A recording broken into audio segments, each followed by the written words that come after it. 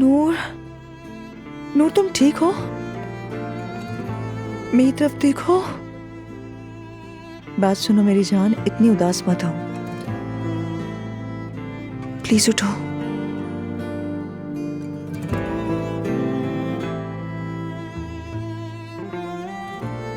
मेरी अम्मी मुझसे नफरत करती है मैरी। अरे पागल, ऐसे मत कहो।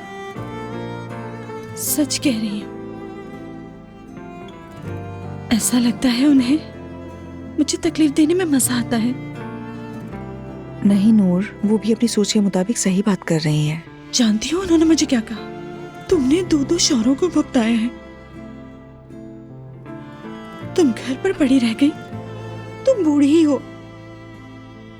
तुम आखिर खुद को समझती क्या हो? कोई माँ अपनी औलाद को इस तरह से कह सकती है?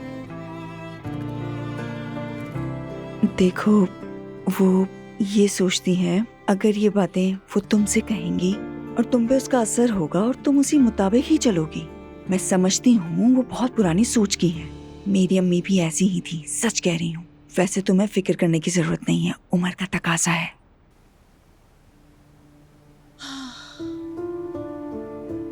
काश के मैं लड़का होती। आप जानती हैं कितनी ख्वाहिश है। शायद इन घर वालों के सामने फिर मेरी कोई कदर होती। देखो, अब मुझे गुस्सा आ रहा है नूर। आप नहीं समझती मैरी।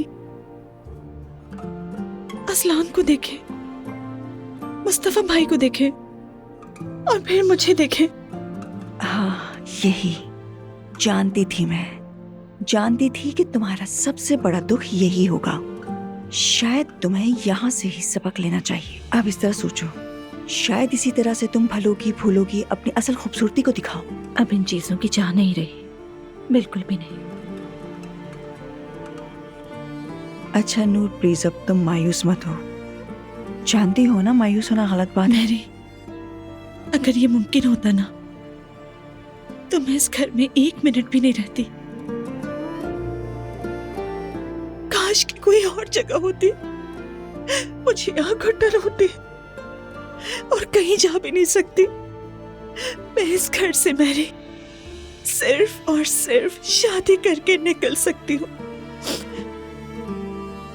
मेरी उम्र तो देखिए और मैं क्या बातें कर रही हूँ। मेरी हालत तो देखे। अरे क्या हो गया तुम्हारी उम्र को? उम्र का जिक्र बार बार करती है पर वो खुद बच्चे की तरह रिएक्ट करती हैं। तुम अपनी अम्मी की बातों को दिल पे मत लो। मैं मजीद बर्दाश्त नहीं कर सकती अब। अम्मी का चेहरा भी नहीं देखना चाहती। मैं उनका चेहरा भी नहीं देखना चाहती हूँ। नहीं, तुम गुस्से में हो इसलिए तुम ऐसी बातें कर रही हो। रिलैक्स हो जाओ और अब तुम दुखी मत हो। आओ यहाँ।